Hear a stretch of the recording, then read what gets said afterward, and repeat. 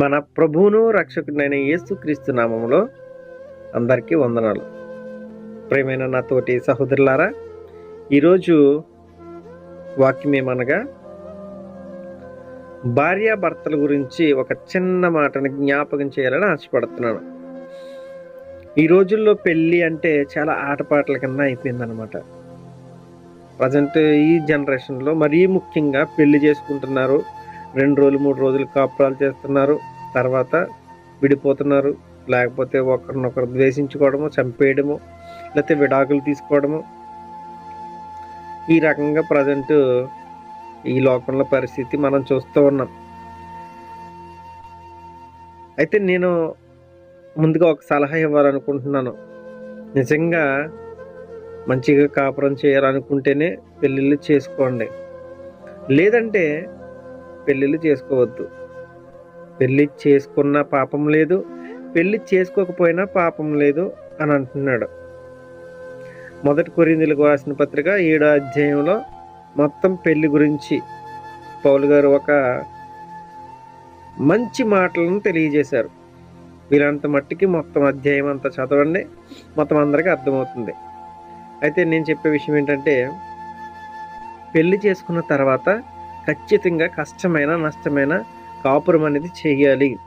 ఎందుకంటే ఇక్కడ 1 కొరింథీయులకు రాసిన పత్రిక 7వ అధ్యాయము 10-11 వచనాల్లో చూసినట్లయితే ఒక మంచి మాట వ్రాయబడి ఉంది. ఏమంటున్నాడంటే, మరియు పెండ్లైన వారికి నేను కాదు, ప్రభువే ఆజ్ఞాపించినదేమనగా, నేను కాదు ప్రభువే ఆజ్ఞాపించినది ఏమనగా, ఎవరికే?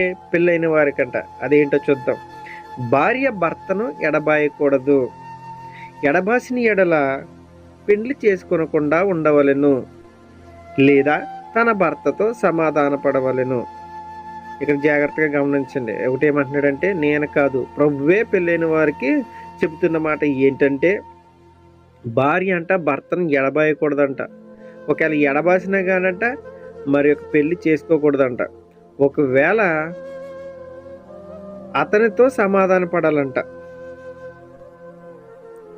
పెళ్లి చేసుకోకూడదు, మళ్ళీ అతనితోటే సమాధాన పడాలంట, లేదా ఎడబాయకూడదంట.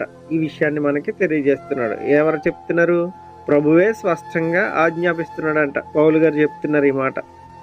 ప్రేమైన దేవుని పిల్లలారా, చాలామంది చిన్న చిన్న కష్టాలు వస్తున్నాయని, లేకపోతే భర్త తాగుబోతని, లేకపోతే భార్య తిరిగిపోతని, లేకపోతే ఇలాగా కుటుంబాల్లో చిన్న చిన్న సమస్యలు, పెద్ద పెద్ద సమస్యలు, ఎలాంటి సమస్యలని కారణంగా తీసుకుని భార్య భర్తలు విడిపోవడం అనేది మనం చూస్తూ ఉన్నాం. అయితే ఇదే కొరింథీయులకు రాసిన పత్రిక 1 కొరింథీయులకు రాసిన పత్రికలో అంటున్నాడు, 14వ అధ్యాయంలో అంటున్నాడు. ఏమంటున్నాడంటే, అవిశ్వాసి అయిన భర్త అంట భార్యను బట్టి పరిశుద్ధపరచబడినంట. ఒక అవిశ్వాసి అయిన భర్త అంట భార్యను బట్టి పరిశుద్ధపరచబడినంట. అలాగే ఒక అవిశ్వాసిరాలైన భార్య అంట విశ్వాసి అయిన భర్తను బట్టి పరిశుద్ధపరచబడినంట. జ్ఞాపకం ఉంచుకోండి ఈ మాట. ఎందుకంటే ఇద్దరు భార్య భర్తలు ఉన్నారు. అందులో ఒక విశ్వాసి, ఒకరు అవిశ్వాసి. విశ్వాసి అయిన భర్తను బట్టి అవిశ్వాసి అయిన భార్య రక్షింపబడుతుందంట, పరిశుద్ధపరచబడుతుందంట. అలాగే అవిశ్వాసి అయిన భార్య విశ్వాసి అయిన భర్తను బట్టి రక్షింపబడుతుందంట, పరిశుద్ధపరచబడుతుందంట. లేని ఎడలంట వారి పిల్లలు అపవిత్రులైపోతారంట. 14వ వచనంలో మాట్లాడుతున్నాడు ఈ విధంగా. జాగ్రత్తగా అర్థం చేసుకోండి దేవుని పిల్లలారా. వాళ్ళు విడిపోవడమే కాదు, వాళ్ళ కాపురం మానేయడమే కాదు, ఒకరినొకరిని ఎడబాసిన తర్వాత వారి పిల్లలంట అపవిత్రులైపోతున్నారంట. ఇంకో విషయాన్ని తెలియజేస్తున్నాడు. పిల్లలు కూడా అపవిత్రులైపోతున్నారంట. జాగ్రత్తగా గమనించండి. ఇంకొంచెం కిందకి వెళ్తే అంటున్నాడు, ఓ స్త్రీ, నీ భర్తను రక్షించుకుందువో లేదో నీకేమి తెలియను. ఓ భర్త, నీ భార్యను రక్షించుకుందువో లేదో నీకేమి తెలియని అంటున్నాడు 16వ వచనంలో. ఇక్కడ ఏమంటున్నాడంటే, మనం అనుకుంటా ఉంటాం, ఉదాహరణకి మన భర్త మంచివాడు కాదు, వదిలివేయాలి, కాపురం చేయలేకపోతున్నాను, ఇతనితో నేను వేగలేకపోతున్నాను, వదిలేయాలని మనం అనుకుంటా ఉంటాం. కానీ నిన్ను బట్టి నీ భర్త రక్షింపబడతాడనేది అక్కడ వాక్యభావం. నీవు విశ్వాసివై ఉన్నావు, నీ భర్త అవిశ్వాసి అయి ఉన్నాడు, ఆ భర్త నిన్నుని బట్టి రక్షింపబడతాడు, నీ విశ్వాసమును బట్టి అతను మార్చబడతాడు, పరిశుద్ధపరచబడతాడు అనే వాక్యాన్ని మనకి దేవుడు లేఖనాల ద్వారా చూపిస్తున్నాడు. అలాగే ఓ భర్త, నీవు నీ భార్య సరిగ్గా ఉండట్లేదను, లేకపోతే నీ భార్య నీ మాట వింటలేదను, లేకపోతే ఇంకా ఏదో ఒక కారణం చెప్పి నువ్వు వదిలేయాలనుకుంటున్నావా? కానీ తప్పు అంటున్నాడు దేవుడు.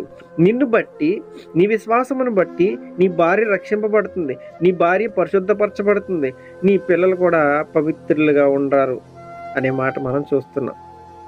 కాబట్టి పెళ్ళైన వారికి ప్రభు పక్షాన నేను తెలియజేస్తున్నది ఏంటంటే, తొందరపడి నిర్ణయాలు తీసుకోకండి. ఎందుకంటే ఒక్కసారి పెళ్ళైన తర్వాత ఏక శరీరులుగా ఉంటారనేది వాక్య భావం. ఒక శరీరము 2 ముక్కలు అవ్వడం అనేది దేవుడికి ఇష్టం ఉండదు అనమాట. కాబట్టి దేవుడు జతపరిచిన వారిని మనుషుడు వేరుపరచకూడదు అనే లేఖనాలు మనం చూస్తున్నాం.